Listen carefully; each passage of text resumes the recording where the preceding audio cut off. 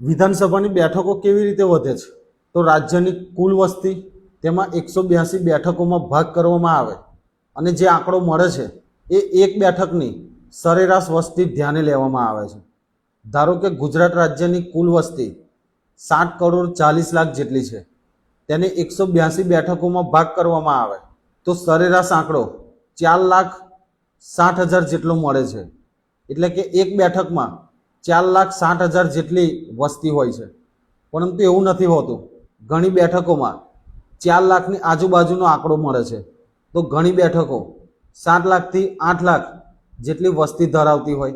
ઘણી બેઠકો એવી પણ હોય કે 4 લાખથી ઓછી વસ્તી ધરાવતી હોય. તો જ્યારે પણ વસ્તી ગણતરી પૂરી થાય છે, વિધાનસભાનું પુનઃગઠન કરવામાં આવે છે, ડેલિમિટેશન કરવામાં આવે છે.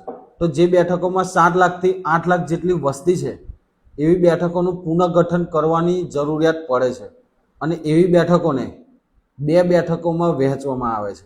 આ રીતે વિધાનસભાની બેઠકોનું પુનઃગઠન કરવામાં આવે છે. ધન્યવાદ. જય હિન્દ, જય ભારત.